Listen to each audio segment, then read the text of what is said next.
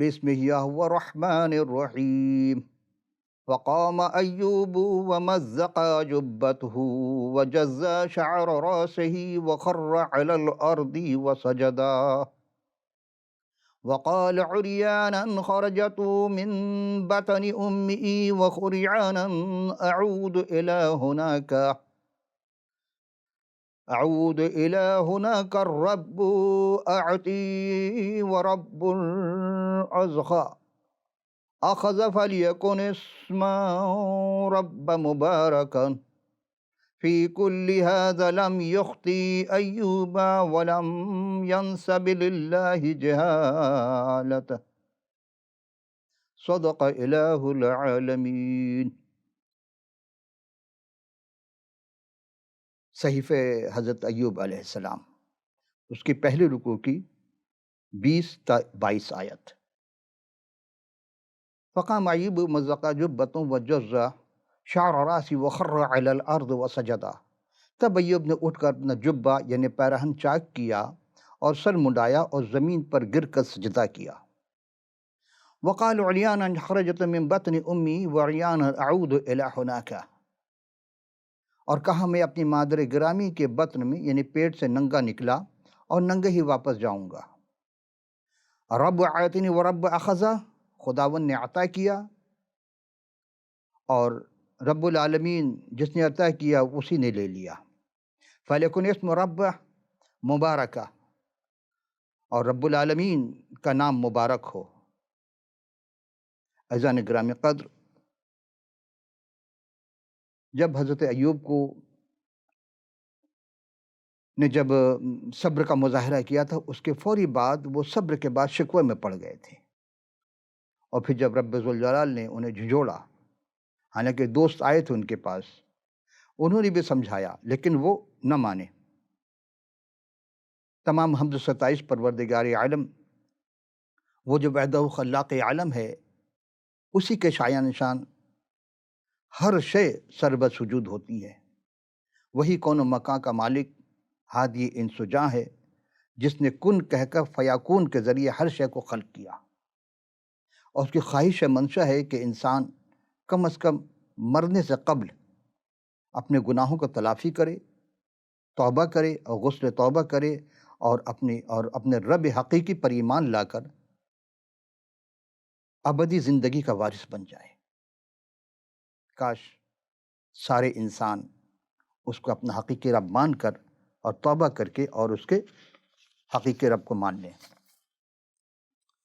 عزیزان گرامی، کب دیکھی اندیکھی اشیاء کو خلق کرنے والا ہی پروردگار ہے، اور آخر میں انسان کو اس نے جب خلق کیا اور اس نے انسان کی اصلاح کے لیے انبیاء مرسلین کو بھیجا، شریعت کی کتابیں لکھوائی، اور آخر میں اس نے وجہ تخلیق کائنات کو بھیجا تاکہ توبہ کر کے لوگ گناہ سے اقرار کریں اور ایمان لا کر اپنی ایمان کے یعنی تصدیق بالقلب، اقرار باللسان، یہ لازمی ہے۔ تو آج ہم قصص الانبیاء میں حضرت ایوب علیہ السلام کی حیات پاک کے سلسلے کی دوسری نشست میں حاضر ہوئے ہیں، اور آپ تمام سامعین ناظرین خدمت میں سلام اور خوش آمدید۔ عزیزان گرامی قدر، آج ہم جو گفتگو کرنے جا رہے ہیں،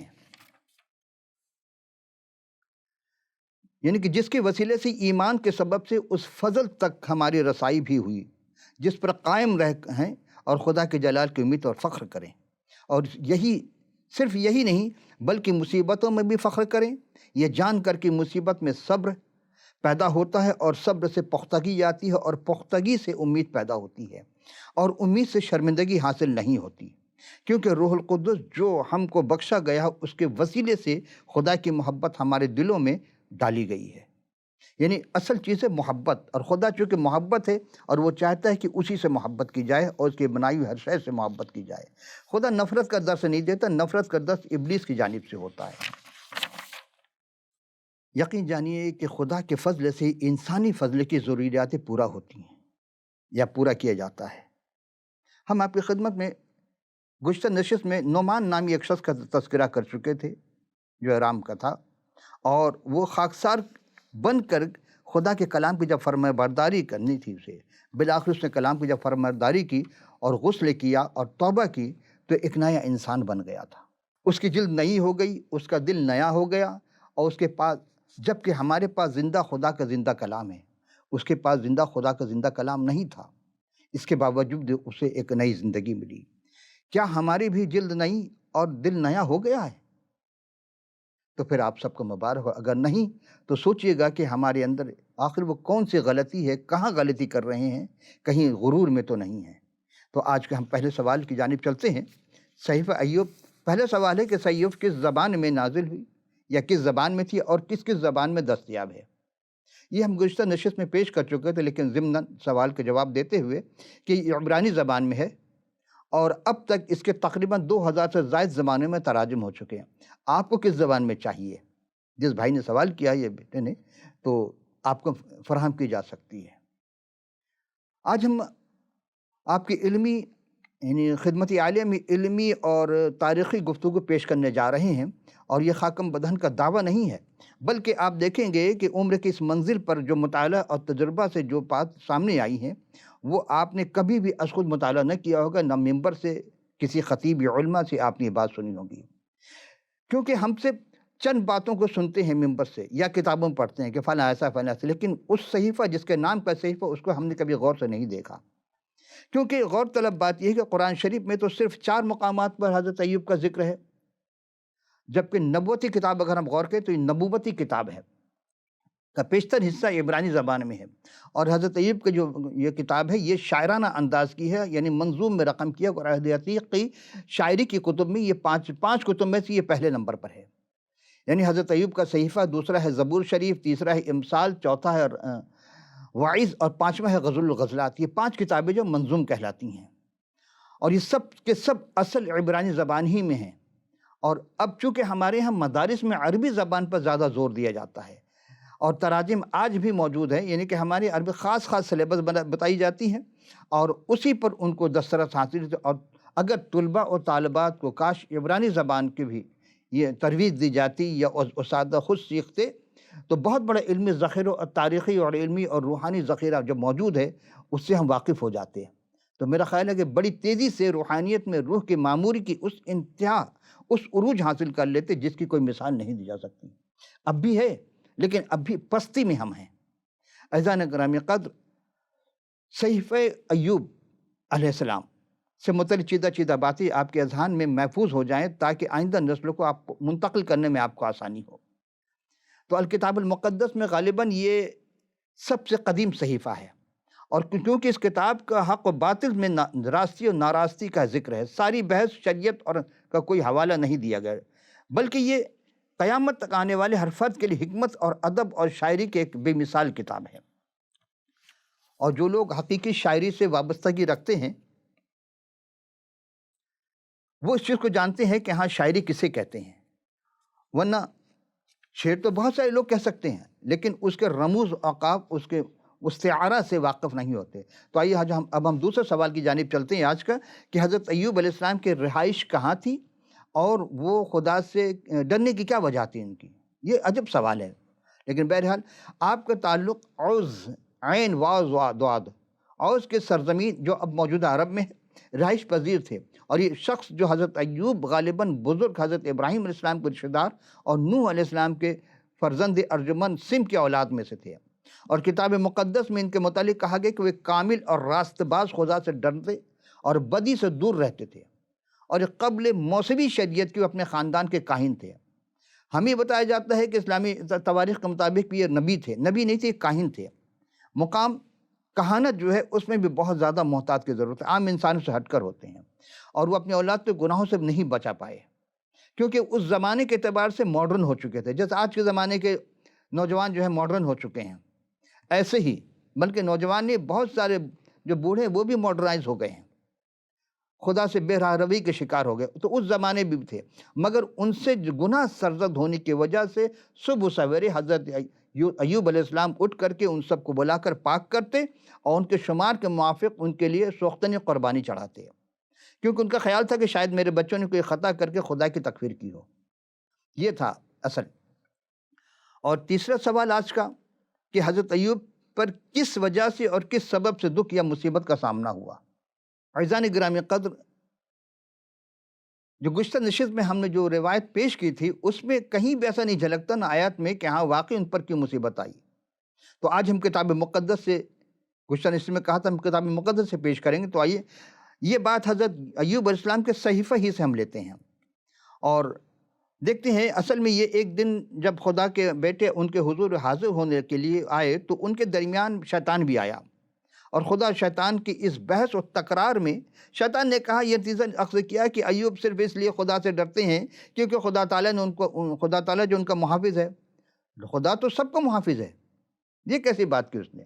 لیکن کہا نہیں، خاص طور پر خدا تعالیٰ ان کا محافظ ہے اور اس نے انہیں بہت ہی برکات سے نوازا ہے، بڑی نعمتیں عطا کی ہے. لہٰذا اگر یہ سب ان نعمتوں کو، یعنی مویشیوں کو، بچوں کو اور جائیداد اور کھیت اور فصل اور تمام ضروریات زندگی سے چھین لی جائے تو خدا کے منہ سے ان کی تکفیر کر دیں گے، یعنی خدا کے منہ پر کر دیں گے، کھلے عام کریں گے. پس خدا تعالیٰ نے اجازت دی ابلیس سے کہ ابلیس نے حضرت ایوب کو آزمایا، کیونکہ ابلیس سب کو آزماتا ہے لیکن مقام الگ الگ ہوتا ہے، عہدہ الگ الگ ہوتا ہے، الگ الگ انداز میں اپنا آزماتا ہے اور سب کو چھین لیا. لیکن اس کے باوجود حضرت ایوب علیہ السلام اپنی راستی اور خدا کے وفادار پر قائم رہے، کیونکہ وہ برائی سے بہت دور رہتے تھے. اور اب اس نے خدا تعالیٰ سے کہا کہ اگر اس کی ہڈی اور گوشت کو چھوڑ دے تو وہ تیرے منہ پر تیری ہی تکفیر کرے گا، یعنی سب کچھ چھین لی جائے، طاقت بھی. اس موقع پر بھی خدا نے شیطان سے فرمایا کہ دیکھ، وہ تیرے اختیار میں تو ہے اپنی مرضی کے موافق اسے سلوک کرنا، لیکن فقط اس کی جان محفوظ رہے، یعنی جان نہیں لینا. اس لیے مشہور ہے شیطان حیران و پریشان تو کر سکتا ہے لیکن جان نہیں مار سکتا، جان سے نہیں مار سکتا. یہاں تک یہ بات ہو گئی. اب چوتھا سوال کہ حضرت ایوب کے بچوں کی ہلاکت اور دولت کی بربادی کتنی ایام ماہ و سال میں ہوئی. یہاں ہم ذرا سے ریفرنس پیچھے چل کر دیکھتے ہیں جو ہم نے گزشتہ نشست میں پیش کیا تھا تاکہ آج کا ربط دینے میں آسانی ہو. جیسا کہ قصص الانبیاء کے تالیف حافظ عماد الدین ابو الفدا اسماعیل ابن کثیر اور اس کے مترجم ہیں مولانا ابو طلحہ محمد اصغر مغل صاحب، صفحہ 287 میں بعنوان حضرت ایوب کی مدت آزمائش و مصائب اس میں بیان کرتے وہب نے 3 سال، انس نے 7 سال اور کئی مہینے اس مصائب میں مبتلا رہے. پھر اسرائیل نے کوڑے پر ڈھیر میں ڈال دیا. حمید نے کہا کہ 8 سال اور سعدی کہتے ہیں کہ ان کا گوشت گر کر ختم ہو گیا تھا، حتیٰ کہ صرف ہڈیاں اور پٹھے باقی رہ گئے تھے. اور علامہ ذوالفقار الساقی صاحب بحوالہ 300 صفحہ نمبر 390 میں بحوالہ ابن اساکر جلد 10 صفحہ 64 کے مطابق رقم تراز ہے کہ حضرت وہب کی روایت کے مطابق 7 سال، فضیل بن عیاض 7 سال، ابن منبہ کی روایت کے مطابق 3 سال اور حضرت انس کی روایت کے مطابق 7 سال. مزید آپ خود ہی ذوق مطالعہ سے حیران ہوں گے کہ کسے مانوں اور کسے نہ مانوں. ایک شخص جو کہ قبل مسیح ہے، بہت عرصہ پہلے حضرت ابراہیم اسلام کے زمانے کا ہے، اس کے بارے میں ایسی سی باتیں کہی جا رہی ہیں روایت میں جبکہ کوئی بھی اس وقت موجود نہیں تھا. پھر روایت آئی کہاں سے؟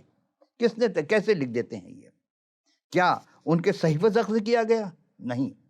اعزان ذی وقار، آئیے بلا توقف ہم صحیفہ حضرت ایوب کی پہلی رکوع کی 13 تا 22 آیت بالکل ہی مختصر انداز میں کہ کیا ہوا، کیا یعنی سبب جو مصائب آئے، مصیبتیں آئیں، کیسے آئیں.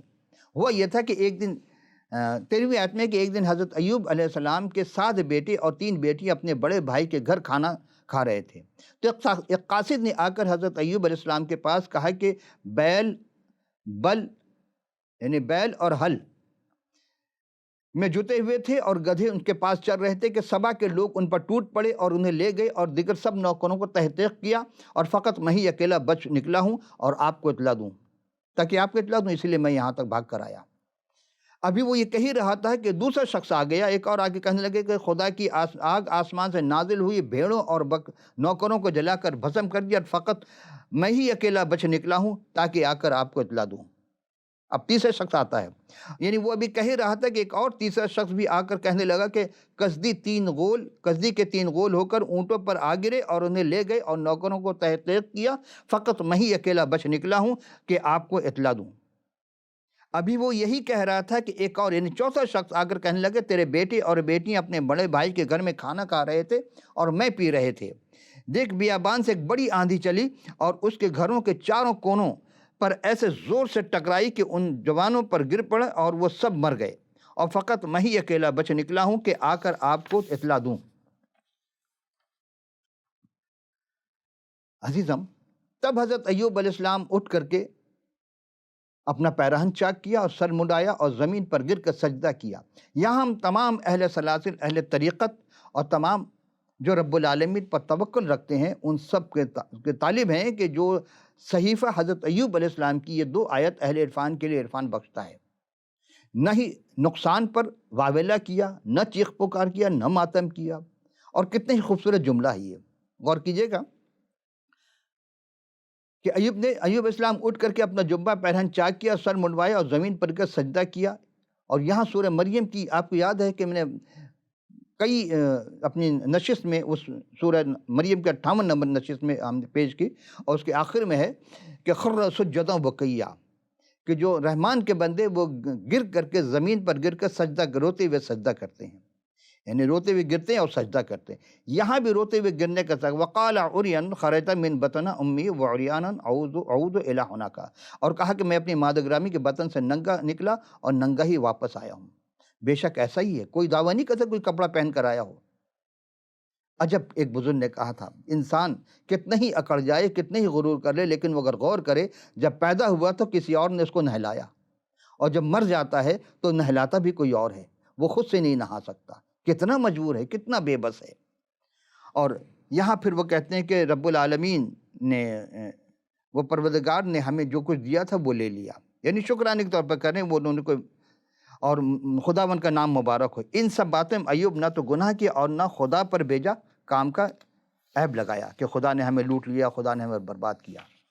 اور کیا کہا کہ میں ننگا اپنی ماں کے پیٹ سے نکلا اور ننگا واپس جاؤں گا، خدا نے دیا اور خدا نے لے لیا، خدا کا نام مبارک ہو۔ ان سب باتیں میں حضرت ایوب نے، یہاں ہم دیکھتے ہیں، غور کرتے ہیں کہ ایک دن شیطان پھر آتا ان کے پاس اور کہتا ہے کہ یہ کھال کے بدلے کھال اور لے لیا جائے، انسان اپنا سارا مال، اپنی جان دے ڈالے گا، فقط ہڈی اور اس کے گوشت کو چھوڑ دیا جائے تو کیا کرے گا وہ؟ یہاں کچھ نہیں کر سکتا۔ پھر ایوب کے تلوے سے اس نے کیا کیا؟ خدا نے کہا تھا تجھے اختیار ہے، جان سے نہیں ماننا، تو اس نے ان کے سر کے بال سے لے کے اور تلوے سے چاند تک کے، یعنی پیشانی تک کے دردناک پھوڑوں سے دکھ دیا، اور وہ اپنے کھجانے کے لیے ایک ٹھیکری لے کر راکھ پر بیٹھ گئے۔ ٹھیکری جانتے ہیں نا کسی کہتے ہیں؟ یہ پرانے جو برتن ہوتے تھے مٹی کے، ٹوٹ جاتے تھے، اس کو اٹھا کر کے اس سے وہ کھرچتے تھے، اپنے جسم کو خارش کرتی تھی اتنی۔ اور اب یہاں وہ بات جو ان کی زوجہ نے کہی تھی، جو ہم نے پہلی نشست میں انہوں نے کہا تھا کہ نہیں وہ اپنی مینڈیاں بیچ دیتی اور اس لیے انہوں نے قسم کھائی تھی کہ جھاڑو سے اٹھا کر ماریں گے 100 درے ماریں گے، لیکن وہ آیت میں آئے تھے کہ نہیں جی آپ جھاڑو لے لو، اس سے ایک جھاڑو مارو۔ یہ بات وہاں ختم ہوئی، لیکن اب اصل نقطے کی طرف میں آ رہا ہوں۔ تب ان کی زوجہ نے ان سے کہنے لگیں کہ کیا تو اب بھی اپنی راستے پر قائم ہے؟ خدا کی تکفیر کر اور مر جا۔ دیکھیں یہ اس وقت بات ہوتی ہے جب انسان بالکل عاجز آتا کہتا کہ تو مرتا کیوں نہیں؟ مر جا تو بہتر ہو تاکہ ہماری جان چھوٹے۔ یہ وہ کفرانہ گفتگو، کفرانہ بات وہ ان کے زبان سے نکلا ان کی بیوی کے، پر انہوں نے اپنی بیوی سے فرمایا کہ تو نادان عورت کسی باتیں کرتی ہے؟ کیا ہم خدا کے ہاتھ سے سکھ پائیں اور دکھ نہ پائیں؟ اس سب باتوں میں حضرت ایوب نے اپنے لبوں سے خطا نہ کی۔ عزیزان گرامی قدر، آج یہ آخری سوال، اور سوال ایسا ہے کہ حضرت ایوب علیہ السلام کن 3 سوالات کے جوابات میں الجھے رہے؟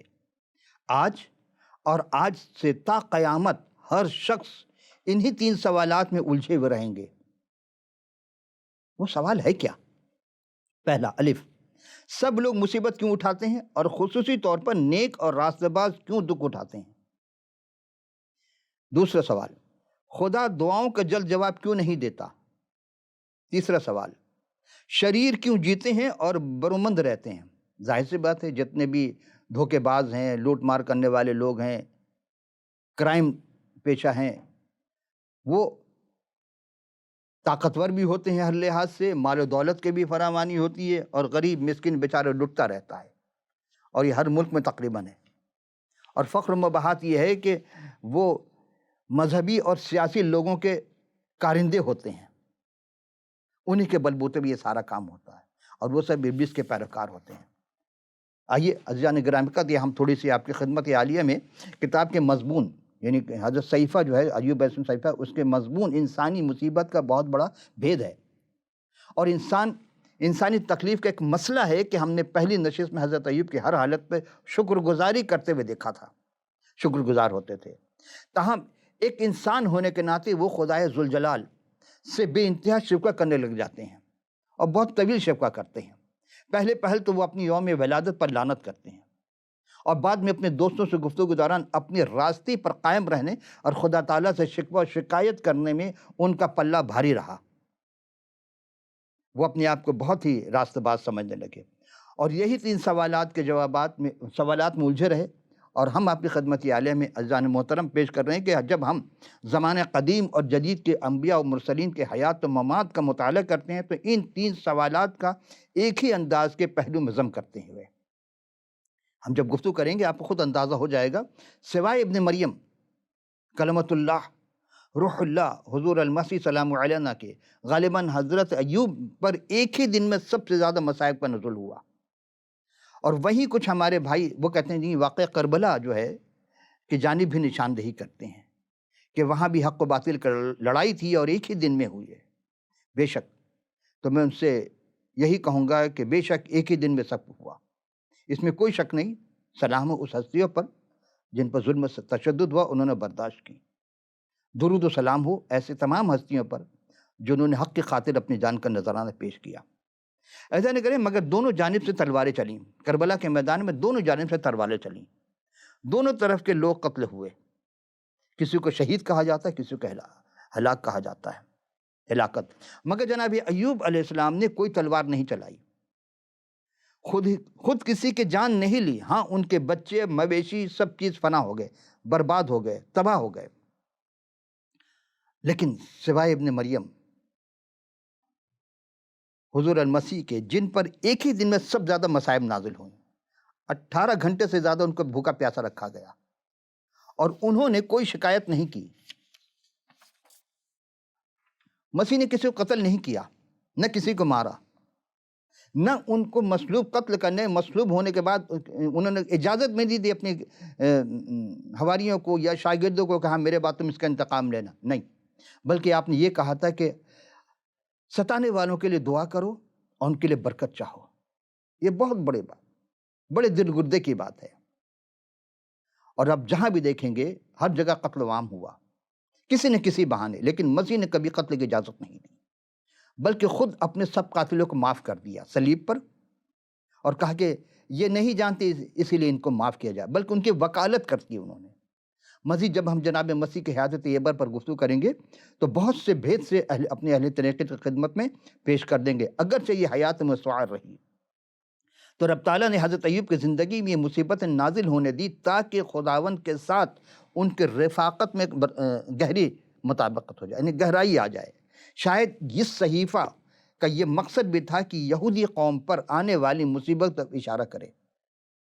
عموماً علم اہل دانش اور خصوصاً ناخواندہ افراد کے اذہان میں مصیبت گناہ کا پیش خیمہ ہے۔ وہ کہتے ہیں گناہ اس لیے ہے کہ انسان نے گناہ کیا، اسی لیے یہ مصیبت آئی ہے، ضروری نہیں ہے۔